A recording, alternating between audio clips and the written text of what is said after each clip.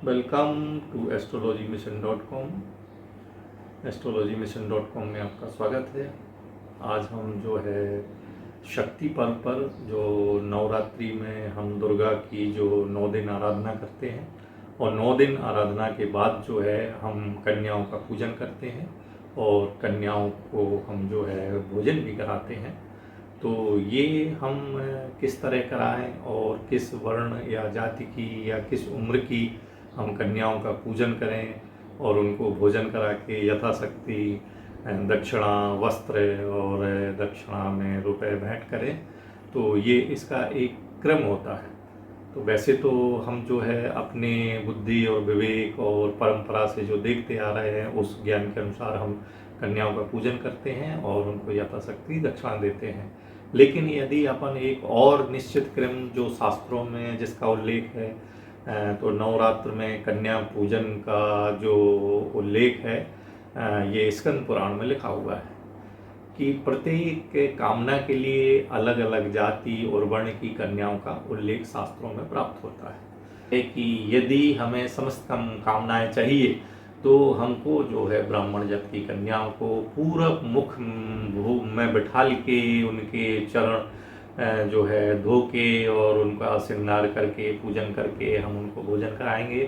अपन को जो कोर्ट कचहरी यदि हमारा केस चल रहा है या हमारा शत्रु परेशान कर रहा है या हमें शत्रु का भय है, इसको हमें दूर करने के लिए जो है क्षत्रिय जात की कन्याओं को दक्षिण मुखी बिठाल कर उनका पूजन करके ब्राह्मण कन्याओं क्षत्रिय कन्याओं का भोजन कराएं और उनको यथाशक्ति दक्षिणा दें। और यदि हमारे धंधे में बढ़ोतरी करना है और तो हमें वैश्य जात की कन्याओं को जो है वो उत्तर मुखी बैठाल के हमें उनका जो है पूजन भोजन और उनको दक्षिणा देना चाहिए। और निस्संतान दंपतियों के लिए जो है शूद्र जात की कन्याओं को पश्चिम विमुख करा के उनका जो है पूजन करना चाहिए, उनका श्रृंगार करके भोजन करा के यथाशक्ति दक्षिणा देना चाहिए।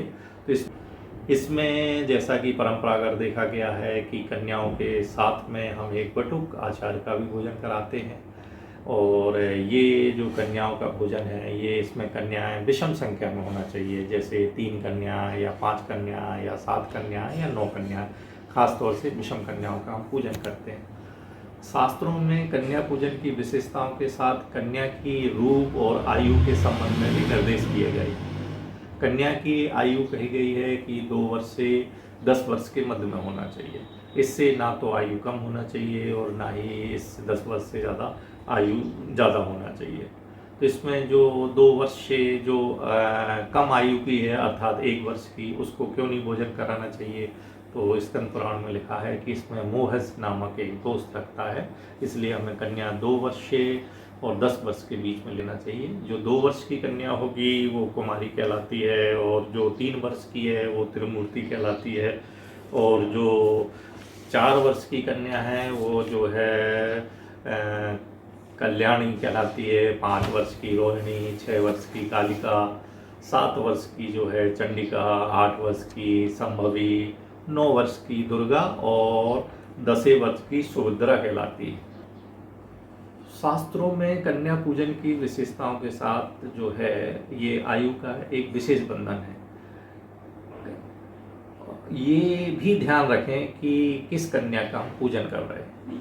कन्या के इसमें जो है वो विकलांग ना हो, उसके अधिक अंग ना हो। अधिक अंगों में कहा गया है उसकी 6 उंगली हैं या 6 अंगूठे 2 अंगूठे हो गए, तो नंबर 1 वो विकलांग नहीं होना चाहिए, नंबर 2 उसको अधिक अंग नहीं होना चाहिए, नंबर 3 उसको कुष्ठ रोग आदि नहीं होना चाहिए, तुतलाने वाली जिसको बोलने में जो हकलाहट होती है वो नहीं होना चाहिए, उस कन्या के शरीर में जो है गांठें नहीं होना चाहिए, थोड़े फुंसी वाली कन्या नहीं होना चाहिए तथा और अंत में ना उसके चेहरे और हाथों में उसको घाव होना चाहिए, ना ही शरीर पर बहुत बाल होना चाहिए, उसको कोई आंतरिक रोग भी नहीं होना चाहिए। ऐसी कन्याओं का पूजन कराएं।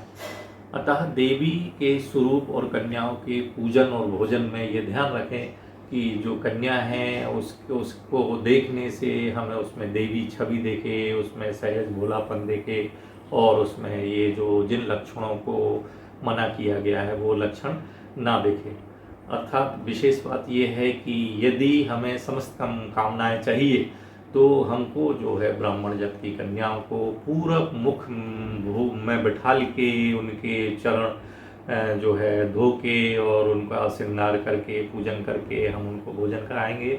अपन को जो कोर्ट कचहरी यदि हमारा केस चल रहा है या हमारा शत्रु परेशान कर रहा है या हमें शत्रु का भय है, इसको हमें दूर करने के लिए जो है क्षत्रिय जात की कन्याओं को दक्षिण मुखी बिठाल कर उनका पूजन करके ब्राह्मण कन्याओं क्षत्रिय कन्याओं का भोजन कराएं और उनको यथाशक्ति दक्षिणा दें। और यदि हमारे धंधे में बढ़ोतरी करना है और तो हमें वैश्य जात की कन्याओं को जो है वो उत्तर मुखी बिठाल के हमें उनका जो है पूजन भोजन और उनको दक्षिणा देना चाहिए। और निस्संतान दंपतियों के लिए जो है शूद्र जात की कन्याओं को पश्चिम विमुख करा के उनका जो है पूजन करना चाहिए, उनका श्रृंगार करके भोजन करा के यथाशक्ति दक्षिणा देना चाहिए।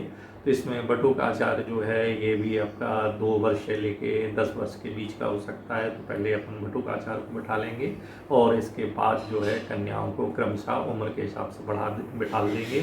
और ये कन्याएं जो है विषम संख्या में होना चाहिए, अर्थात 3, 5, 7 और 9 होना चाहिए। और इनमें जो लक्षण या जो बुरी बातें बताई गई हैं, जैसे ये विकलांग ना हो, ये अधिक अंग ना हो, इनके शरीर में कोई गांठें ना हो, आदि आदि जो भी बताया गया है, ऐसी कन्याओं को हम जो है कन्या पूजन में नहीं लेंगे, बस भले ही हम उनको बाद में भोजन करा के उनको दक्षिणा दे दें।